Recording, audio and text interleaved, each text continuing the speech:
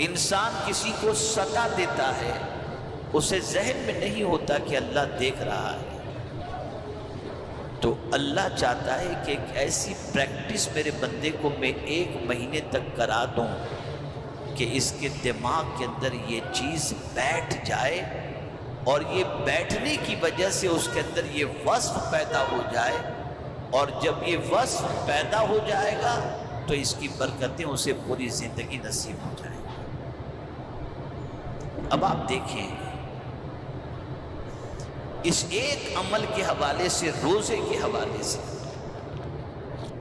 اللہ نے کتنا پیارا ارشاد بیان فرمایا۔ نماز کے لیے ہم کھڑے ہوتے ہیں تو کہتے ہیں نیت کرتا ہوں میں واسطے اللہ تعالیٰ کے، حج کے لیے وَلِلَّهِ عَلَى النَّاسِ حِجُّ الْبَيْتِ، اللہ کے لیے،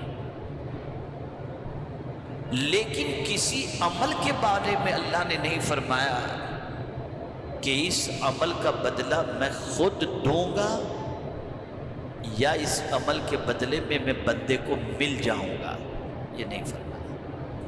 لیکن جب بات روزے کی آتی ہے تو میرا مولا فرماتا ہے الصوم لی وَأَنَا أَجْزِي بِهِ أَوْ أُجْزَى بِهِ، روزہ میرے لیے ہے۔ ایک ہوتا ہے کہ بندہ نماز پڑھ رہا ہے اور کہتا ہے مولا تیرے لیے، لیکن بندہ پروردگار یہ نہیں فرماتا کہ میرا بندہ تو نماز میرے لیے پڑھ رہا ہے، یہ نہیں فرماتا۔ بندہ حج کرتا ہے کہتا ہے مولا تیرے لیے، لیکن اللہ نہیں فرماتا کہ بندہ تو حج میرے لیے کر رہا ہے یا مالدار بننے کے لیے کر رہا ہے یا دکھانے کے لیے کر رہا ہے، یہ نہیں فرماتا۔ لیکن کیسا ہی مسلمان کیوں نہ ہو، لیکن جب وہ روزہ رکھتا ہے تو اللہ کے لیے اور اس بندے کے بارے میں فرماتا ہے روزہ میرے لیے۔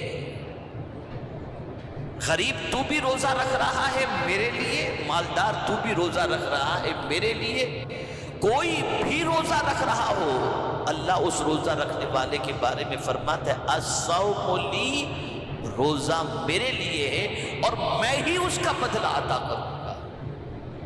سوال یہ پیدا ہوتا ہے ہر ایک میں تو ہم اللہ کے لیے نیت کرتے ہیں، روزے میں بھی اللہ کے لیے نیت کرتے ہیں، روزے کو اللہ نے پرٹیکولر یہ کیوں فرمایا کہ روزہ میرے لیے؟ تو یہاں ایک بات میں آپ کو بتاؤں، کسی کے لیے آدمی کھانا نہیں چھوڑتا ہے، کسی کے لیے آدمی پینا نہیں چھوڑتا، لیکن ماہ رمضان کا چاند نظر آ گیا تو کیسا ہی دوست کیوں نہ ہو، کیسا ہی چاہنے والا کیوں نہ ہو، 1000 کہے کہ کھا لو، نہیں کھاؤں گا میں روزے سے۔ تو بندہ کھانا چھوڑ کس کے لیے رہا ہے؟ اللہ کے لیے چھوڑ رہا ہے۔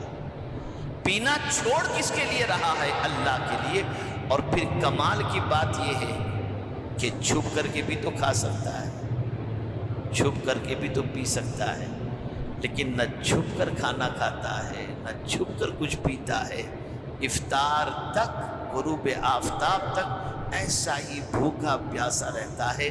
تو مولا کو اس بندے کی ادا اتنی پسند آتی ہے کہ مولا فرماتا ہے میرے بندے تو نے یہ کام صرف میرے لیے کیا ہے اور میں ہی اس کا تجھے بدلہ عطا کروں گا، میں ہی بدلہ عطا کروں گا۔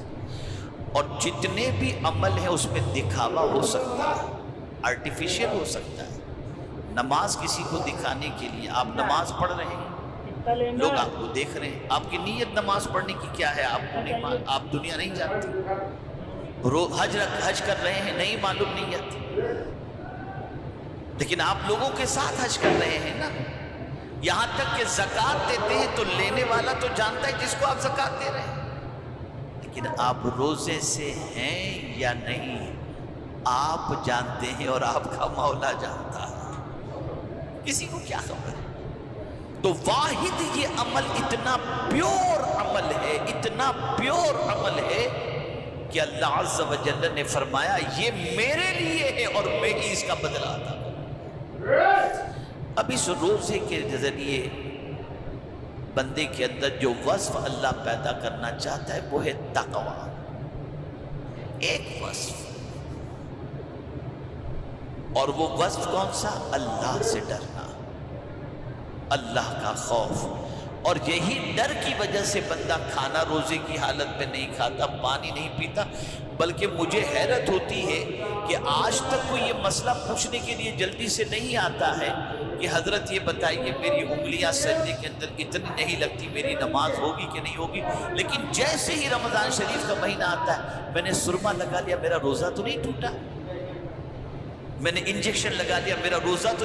اتنی فکر روزے کی ہوتی ہے کہ کہیں سے بھی اس کا روزہ ٹوٹ نہ جائے، خراب نہ ہو، اتنا وہ خیال کرتا ہے اپنے پروردگار کی بندگی کا۔ اے رسول اعظم صلی اللہ علیہ وسلم کے دیوانوں، تو یہ پورا کانسیپٹ اور پوری توجہ اس بندے کے ذہن کے اندر یہ ہوتی ہے، میرا مولا دیکھ رہا ہے، حلال چیزوں سے وہ بچ رہا ہے۔ تو اب اللہ فرماتے ہیں میں نے 1 مہینے کی تجھے پریکٹس کرا دی، اور صبح صادق سے لے کر غروب آفتاب تک تو ان حلال چیزوں سے 1 مہینے تک تو بچا۔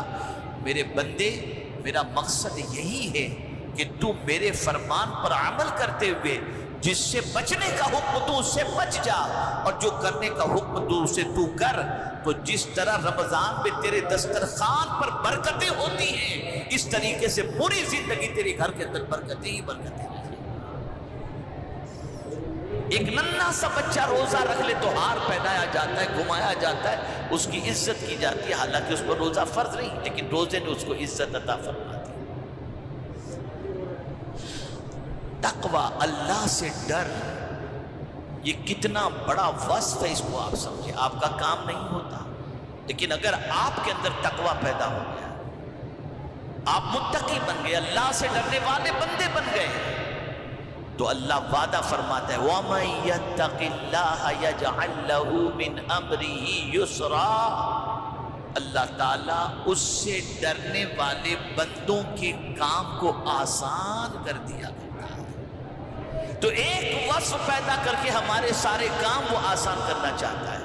یہی وجہ ہے کہ اولیاء کرام علیہم الرضوان جو بھی کام اللہ عز و جل کے فضل سے وہ چاہتے، اللہ ان کے کام کو آسان کر دیتا تھا۔